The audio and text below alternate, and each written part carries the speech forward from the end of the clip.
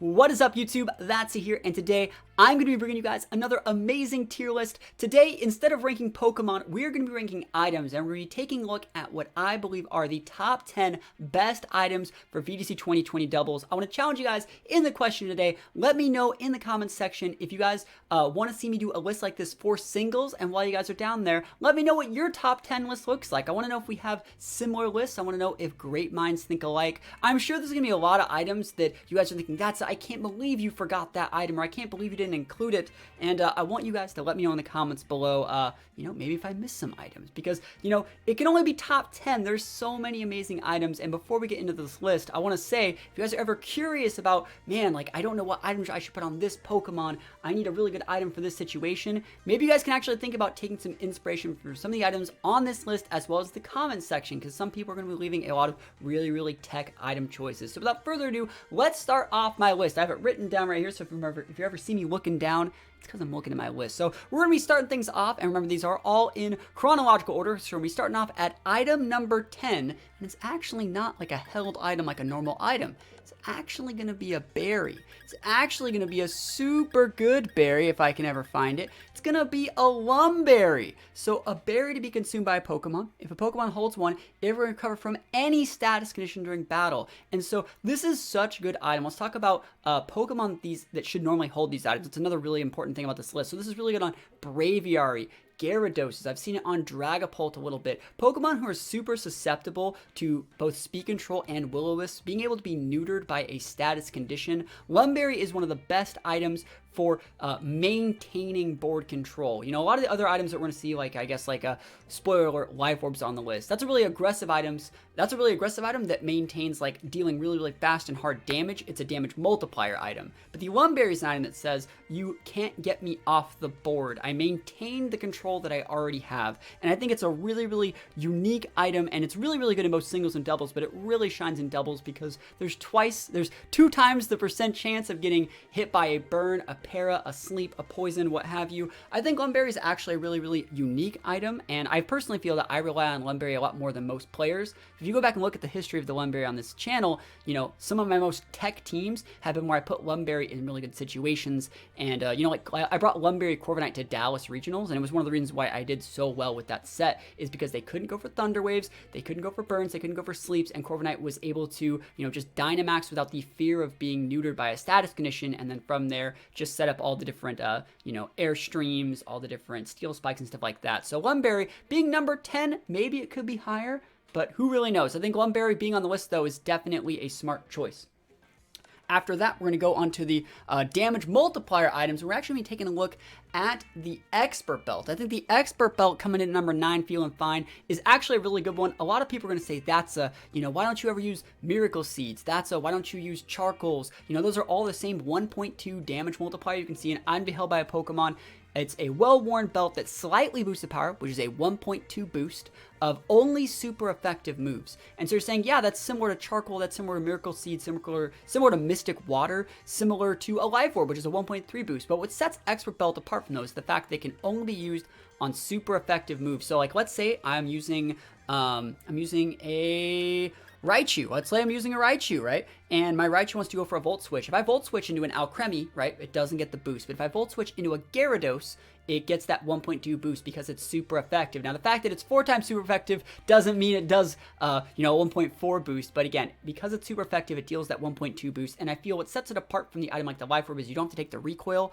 And what sets it apart from, like, the Charcoals is that it can go very, very well on Pokemon that have very, very good offensive coverage. Good Pokemon to put the Expert Belt on are Duraludon. Duraludon is a great Pokemon to put the Expert Belt on because it usually packs a Steel Attack, a Dragon Attack, a Dark Attack, sometimes an Electric Attack. We've seen a lot of Grass Duraludon. That's a lot of coverage that Pokemon can bust out, and since Duraludon's relatively bulky, you don't have to worry about taking that recoil damage with a 10% recoil on your Life Orb. That's such a waste because you want to put points in HP and bulk on Duraludon without having to fodder, your HP stat, which is super important. So I think Expert Belt is an item that I really, really do like. I think Expert Belt is more suited to singles, but I think Expert Belt's also really good because it doesn't show the fact that you have a damage multiplier while having you take that recoil. Like, nothing makes me happier than when I'm fighting like an Excadrill and they use like an Iron Hit on something and then they take that recoil damage. I'm like, cool, you're not sashed. But, you know, an expert belt in that situation can still give you the damage multiplication you need, that 1.2 instead of 1.3, but you don't have to show that you're not holding a focus sash. And I think sometimes that is actually more valuable than actually holding said sash in the first place. So expert belt coming in at number 9, maybe it could be higher, maybe not. Maybe you guys need to let me know what your top 10 list is below. Hopefully you guys are 2 for 2. We're moving on to number 8. Number 8 is actually going to be another berry, believe it or not. It's going to be another berry, and it's not a citrus berry. It's going to be, where is it? It's a damage reduction berry. It's actually the only damage reduction berry on our list, and it's going to be the Babiri berry. Now, some of you guys actually don't think the Babiri berry or most damage reduced berries are good enough to be on this list, but I think Babiri berry is in a league of its own. It's an item to be held by a Pokemon. This berry will lessen the damage taken from one super effective steel type attack by half. So pretty much what this does, if you were to put this Babiri berry on your Alcremie or your Togekiss or your Hatterene or all those Pokemon that have those big steel weaknesses, it doesn't just go on fairies. It can go on Tyranitar. You can go on all those different type of Pokemon. You can go on like other rock types and just whatever. It makes it so they don't really have that big steel weakness. It goes great on Sylveon as well. And so it's a really, really tech item. You see a lot of Babiri berry use on Togekiss when Togekiss is paired with T-Tar Excadrill because it makes that Togekiss stick around on the board a lot longer. So it can go for Yawns. It can go for more Follow Me's. Historically, it's just put on Pokemon that have a role. So Togekiss, Sylveon, what is that? Hatterene. They want to set up Follow Me's. They want to set up Yawns. They want to set up Trick Rooms. All of those things. Being able to not get O-code, not get one hit KO'd, and being able to just actually correctly use your set, even against max moves. That's the thing. Babiri berry is a solid counter, or all the damage reduction berries, but Babiri berry specifically is a hard counter to a max move. When someone leads T-Tar Excadrill and they Dynamax their Excadrill and they go for that max steel spike in your Togekiss, they are expecting a result. They are going all in that turn. And all you really need to do is live, be able to set up that Yawn, be able to go for that move that you really want to go for, even if it's just a Follow Me to waste their time so your teammate can take out the Excadrill. Hard countering, stopping their momentum from steamrolling out of the game is the reason why these damage reduction berries, and specifically Babiri berry, is so good. So hopefully you guys like the Babiri berry. I think also, honorable mention maybe, is the Roselli berry. The very reduced damage, really good on Sableye, really good on Grimmsnarl, really good on, I've seen a couple Dragapults with it as well. I think they're underrated. The damage reduction berries are underrated. I have a really cool team that's going to be using Yachi Berry Rillaboom coming out relatively soon. It's a perfect counter to Gmax Lapras, but I'm getting ahead of myself. We're going to be moving on to number 7. And number 7, I didn't know if I was going to include it on the list, right? It's technically a damage increasing item, and currently, like I said, this list is made for June of 2020. So right now, there's currently a few Pokemon that actually really do like to use this item, and that is a Scope Lens. So Scope Lens is an item to be held by a Pokemon. It's a lens for scoping out weak points, and what it really means is it boosts the holder's critical hit ratio by 1. And so critical hit ratios, I've talked a little bit about it on my Patreon. You guys can see links to that in the description of this video. I've gone fully over how critical hit ratios work, but critical hit ratios aren't just 1 stage 33, 2 stage 66, 3 stage 100%. That's not how they really work. It's 1 stage is an 1/8, I believe, or a 1/6.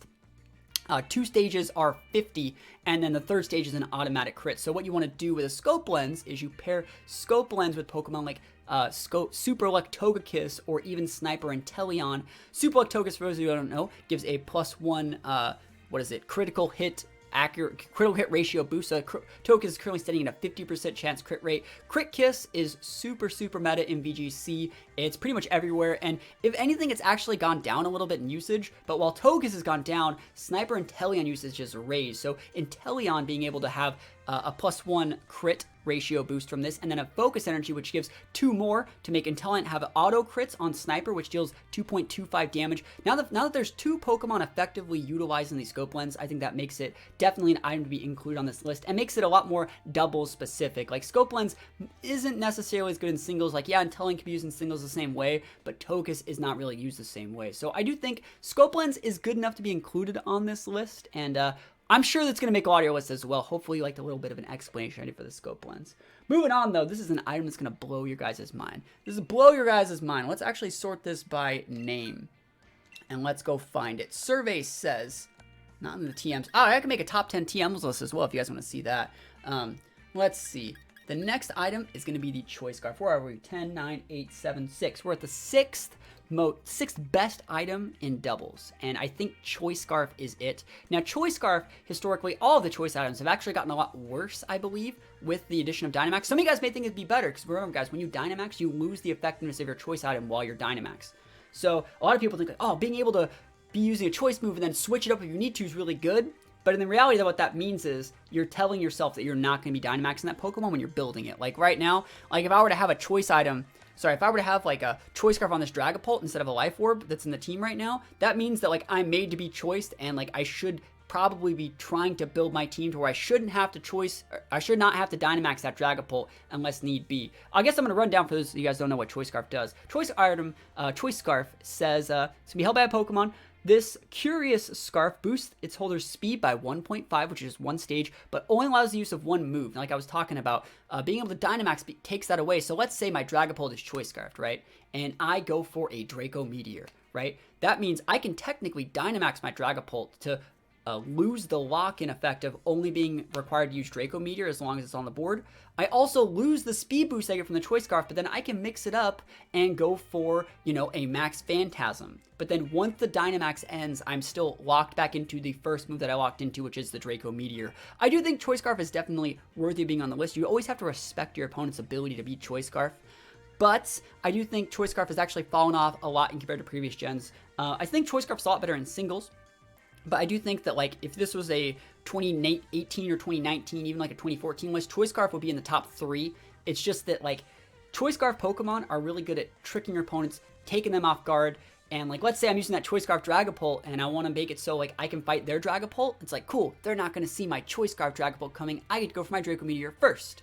And let's say I decide to go for the Choice Scarf Draco Meteor. If they just Dynamax, I don't KO them, and then I lose my Dragapult. Do you see how that kind of works? Like, the gimmick factor of the Choice Scarf, or the trickability factor, the risk-reward in that situation, is not as big as it used to be. Because before, I would just automatically KO you. You can't reply back if I just KO you. But now they just get to live it. Dynamaxing is really taking away the ability to be cheeky or gimmicky out of the game. Other historic Choice Scarf users are obviously Glaring Darmanitan, because they can still hold the Choice Scarf while holding the its ability. What is that called? The ability Gorilla Tax, which gives it like a choice band as well. Dracovish is probably the most popular Choice Scarf Pokemon in this format, but you know, Dracovish is another exception because it has another damage multiplier in its ability and the use of Vicious Rend. So Choice Scarf really, really good. It's not the best, but it is still definitely worth mentioning. We're moving on to number 5. Number 5, we're going back into the berry side, and we're going to be talking about a Citrus Berry. I think Citrus Berry is definitely worth talking about. There it is, Citrus Berry. A berry that can be consumed by a Pokemon. If a Pokemon holds one, it can restore its own HP by a small amount during battle, and that small amount is 30%. And so, what sets Citrus Berry apart from the Wiki Berries, Agua Berries, Biggie Berries? I'm actually going to say it. I'm going to give you guys a spoiler. I'm not including any of those berries.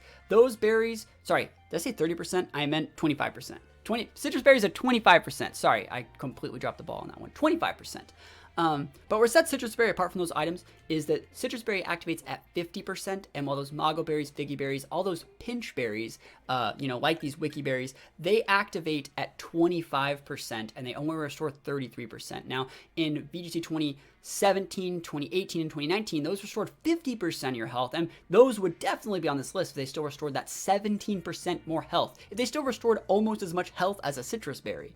But as it stands, Citrus Berry is a little bit better, and the reason Citrus Berry is a little bit better is because it protects your Pokemon from being double targeted. So, like, let's say Citrus Berry is really good on Incineroar, but in this scenario, we're going to be looking at like a Gothitelle, or like a Hatterene, or a Trick Room setter, a Pokemon that needs to set something like a Togekiss or Clefable. If you activate, so the way it works is, like, let's say I use Follow Me with Mon. They have to instead go through that, and let's say they do like 60-70% with their first attack. You're going to Citrus Berry proc to go back up to 60-70. If the second Pokemon doesn't do that second, like, big hit, you're able to still stay on the board to be able to activate stuff next turn. So, like, if it's a Togekiss and I have a Citrus Berry, if you nuke into it, do 60%, I actually activate my Citrus Berry, I go up to 65%, and if your teammate doesn't KO me, like, I'm still going to hang out 10-15% and be able to follow me again next turn while my teammate does whatever it wants. Another case scenario is Gardevoir. Like if you want to nuke into my Gardevoir so you can start switching, if you want to stop me from setting Trick Room, you have to have 2 Pokemon which have the potential of doing over 55% to me, or sorry, 60% to me, 63%, because again, you have to do 63% and then I restore 25 and then, you know, I would be at exactly 62% from that situation. So you have to have 2 Pokemon which can deal over 63% to a Citrus Berry user with both of their attacks. And so being able to mitigate that with a Citrus Berry is just a lot safer. It's a lot safer to use a Citrus Berry over the likes of like a Wiki Imago Berry. There are Pokemon that benefit from using the Wiki Imago Berry. Historically, like Indeedee might be a little bit better, but you can make the same argument I just made for the Citrus Berry in that situation. So Citrus Berry is good, but it's not the best, but it is definitely a more defensive item. We're gonna start to see after like you know, this next item, it's gonna start switching into defensive items being a little bit better. But the last big crazy good offensive item is going to be the Life Orb, if I can find it. There we go, Life Orb. So an item to be held by a Pokemon. The power of moves, it powers up moves, but the cost of some HP. So it's gonna give a 1.3 boost to all of your moves, but at the cost of 10% of your health every single time you make, every single time you actually attack. So if you use like, you know, a Blizzard and you miss, you don't take the Life Orb damage. And so I want to compare this to the Expert Belt that we talked about earlier. Expert Belt's a 1.2, but you don't take the recoil. Life Orb's actually 1.3, and more importantly, different from the Choice Band, or Choice Specs for that matter. Life Orb is boosting the power of the move instead of your base attack stat. And I think that's actually something that a lot of players don't actually think about. So let's talk about it. So like, let's say you're using a Conkeldurr, right? So Conkeldurr has a really, really high attack stat. And like, let's say I'm using a Life Orb on it. If I'm Life Orbing and if I'm using like a close combat, right? That's giving a 1.3 boost to a 120 base power move. It's going to power it up by like 40%. And so it's going to be like 160 and then stabbed on top of that. And so it gets a bigger multiplier, right? But if I'm using a Choice Band, that is going to make it so Conkeldurr's, I think, like 135 or 140 base attack gets a 1.5 off that. So you're actually getting a lot more off of a Choice Band if you're using it off of a stronger Pokemon than like a Life Orb would be off of a stronger move. Because it also gets reversed, right? Let's say you're using a weaker move, right? If you're Life Orbing a Mach Punch, you're only getting like a 30% boost off that. That's like 4 or 5 extra base power. It's actually a lot weaker if you're using like a Life Orb Mach Punch or like a Life Orb like priority move, as opposed to as opposed to like a Choice Band, which would still be multiplying your crazy attack stats. So Life Orb's really, really good on Pokemon like Dragapult. It's really, really good as like it's the best damage multiplier you can get on a Dynamax Pokemon without having to go for like a combo-based play. And so I just really think it's good. Like Dragapult, it's really, really good on Dragapult. It's really, really good on Charizard. Pokemon that slam in those max moves, remember, those are all going to be 130s like I just talked about. It's improving the base damage of the move used. So you want to use your really strong Pokemon and put Life Orbs on there. That's the best way I can say it. Best way I can hopefully go to explain it. If you have any more questions about how that works, let me know in the comments below and I can take a little bit more time to go into it. But we have to move on into the more defensive items. Defensive items. What do you guys think some good defensive items are? You know, what doubles format would be complete without the Assault Vest? Obviously, the Assault Vest is very similar to the Choice Scarf, but it's a little bit different. It says, an item to be held by a Pokemon. This offensive vest raises the special defense of the Pokemon, but it prevents the use of status moves. So the amount that's going to boost is 1.5. So this is one of the most best defensive items ever made. A lot of people say they should make one for defense. That would be way too busted. They would kind of break the game. The fact that you're able to have the Assault Vest actually function is because a lot of the Pokemon that benefit from the Assault Vest, like, the game's not made to have like a defense-oriented one. Like Pokemon would just completely break because you have to guess which item they're holding. You have to guess, are they full HP defense with a vest or are they full HP specialty with the defense variant one? And so the fact that you can only ever have the vest makes it actually balanced. But let's talk about Pokemon that actually like to hold the Assault Vest. Duraludon is a great target for the Assault Vest because it has really, really good defensive typing and it has a kind of low base special defense. So this is able to bulk that up a bit, and also like I talked about Duraludon earlier, it has a lot of aggressive moves that it can use.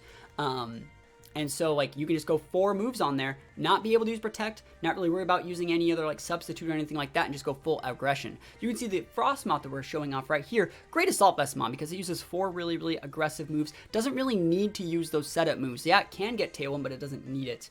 Other Pokemon, Incineroar is a great assault vest user. Go like fake out, U-turn, snarl, knockoff, or not knockoff, Darkest Lariat and Flare Blitz. It's a great item for Pokemon that just have those 4 really big, aggressive, damaging moves, and it makes any Pokemon just an absolute terror for special attackers to deal with. You can see it definitely deserves to be 3rd on our list, and you know, a lot of people might actually put this in 2nd or 1st, but I think Assault Vest is definitely top 3. You know, in past formats, people used to say like, I wish I could just put Assault Vest in all 6 of my Pokemon, and it's really is that good. Mitigating that damage, it's again, it's one of those items that also, it does also work while you're Dynamax. That's like super good. Like we were using Frostmoth today, and we Dynamaxed our Frostmoth and a Charizard, a Life Orb Charizard, Dynamaxed and used Max Wildfire on our full HP specialty. Remember also, since I'm putting points in my specialty, the 1.5 you're getting there is being multiplied off of that already heavily invested stat. Now normally it would be 4 times weak to fire. We ate that Max Wildfire. It did like 35% from a Life Orb Charizard. 4 times super effective, did 35%. That doesn't say that it's like one of the best items in the game. Like that would have been double damage for the most part. So pretty good item. Let's move on to number 2. Number 2, a lot of people, I guarantee you, we've been doing this video for like 20 minutes. A lot of people would say that this is probably the best item, but the reason I don't think it's the absolute best, the reason why I'm putting it number 2 is because it requires teams to be built around it, and that is the weakness policy. Now, the weakness policy got a humongous buff in this gen, and I'm going to talk about it in just a sec after I talk about what it does. It's an item to be held by a Pokemon. Attack and special attack sharply increase, which is a ×2. If the user is hit with a move that it's weak to. So if you take a super effective hit from your opponent, or in most cases, your partner or your teammate, you're going to get a ×2 boost. Historic weakness policy users in this format are Rhyperior, Dragapult. Let's see, maybe you guys know some really good weakness policy abusers. Pretty much anything can be holding a weakness policy because of the Dynamax option. Remember, Dynamax doubles your HP, and doubling your HP and then taking a super effective attack means you're actually kind of just taking a neutral attack. A lot of people haven't really talked about that. Like, let's say I'm using this Dragapult, and for some reason my Frostmoth has Ice Shard. I don't even know if it gets it. But if I double my HP and then I use a Ice Shard into me, it's only going to deal like 5%, whereas normally it would deal, you know, twice that much, right? So being able to really mitigate the damage you take from self-proccing your weakness policy through the use of an Ice Shard, Bullet Punch, Mach Punch, Sucker Punch, you're starting to see a pattern where they're all priority moves where they self-target your teammate, enable your own weakness policy, and then you start one-shotting all your opponent's Pokemon. That's a very common mechanic in doubles, which you can't actually do in singles. In singles, you need to rely on your opponent to activate your weakness policy, which means it's not as good. But since Dynamax is such a dominating mechanic, you can see our last 4 items, the weakness policy, the Assault Vest, the Life Orb, those are all items that are really good exclusively because of Dynamax. And I know a lot of people are going to say weakness policy is the best item, but not every team has a weakness policy in it. We're kind of using a weakness policy in Incineroar on this team, but we don't have a way to self-proc it, which means, you know, it's not necessarily the best item. And I know you guys are going to hate me for putting this at the top, numero uno, top of this list, but yo, the most THATSAplusONE item in the game, maybe Choice Scarf might actually be. Actually, the most THATSAplusONE item is the King's Rock. Not on the list. Actually, let's talk about some honorable mentions. Honorable mentions are the King's Rock, because you can fling that and get those 100% chance flinches. Honorable mentions are Eviolite, because it's really good on Dusclops, and that's about it. Honorable mentions are the Quick Claw, because it's awesome, and we've been making a lot of Quick Claw teams recently. Honorable mentions also, I guess, Leftovers, but you don't really see that often in doubles, but much better in singles. Let's go on to the number 1 item. The number 1 item, you guys are probably pretty sure of what it is. It's going to be the Focus Sash, the best item ever created in Pokemon. You know, as said by me, someone who historically likes to use really aggressive strats. An item to be held by a Pokemon, if the holder has full HP, if you're at 100% health, it will endure a potential one-hit KO attack with 1 HP, and then it disappears. Right? So let's say you're at full and you get hit for like 5% and then you recover through the use of like a grassy terrain. You can still use your Focus Sash. If you ever go dip below full and then go back to full, you can reset it. But Focus Sash is the best item in the game. It just is. This item says, I'm not dead. And while, you know, Assault Vest item says, hey, I might not die if you use a special attack. Citrus Spray says, I might not die you know, a Babiri says, like, I might not die. Focus Sash says, I will not die. You can throw the freaking kitchen sink at me and I will live at 1 HP. Doesn't matter, have to be a super effective attack. Doesn't matter what it is. I will live a sheer cold. I will live a fissure. And that defensive ability, you can just throw, you can completely never even care about your defenses. Just slap a Focus Sash on something and just go to town. Historic Focus Sash users in the past formats have been like, you know, Gengar's a really good Focus Sash user. Bisharp's a really good Focus Sash user. Whimsicott is historically the most problematic Focus Sash user ever in this format, in the history of like this format. But like there's so many amazing Focus Sash users. And the thing is, anything can be Focus Sash. That's the scariest thing. You know, like Dragapult, for example. I've gone to events with Focus Sash Dragapult. Like, look at this team we have on the left. I could put a Focus Sash on every single one of those Pokemon. Sure, it's more predominantly used on probably a Frostmoth with like a Tailwind set, or the Dragapult, or maybe even the Raichu. But the fact that I have 2 to 3 common Sash users means you can't really think that you can just nuke them and get them off the board. You have to respect the invisible Focus Sash. The unseen Focus Sash is the most deadly. So I talked about it at the start of the list when I was talking about the Expert Belt and the Life Orb. The fact that they aren't showing their Sash with a lot of these items, like the Expert Belt, makes the Focus Sash even better. Because the Focus Sash says, like, you can throw everything you want at me, but then I can just reply back, clock my Sash, KO you. Me still being on the board with you being gone and not having your Pokemon to check me anymore means that I have so much more value. And so hopefully you guys like my list. Guys, remember to leave your own list in the comments and let me know if you want to see this type of list for singles as well. I think the list would be completely different for singles. I think the list would be completely different if I did one for singles. And I have no problem doing that if that's what you want to see. So thank you guys so much for watching. Hopefully you have a wonderful rest of your weekend, and I will see you guys next time. Peace out.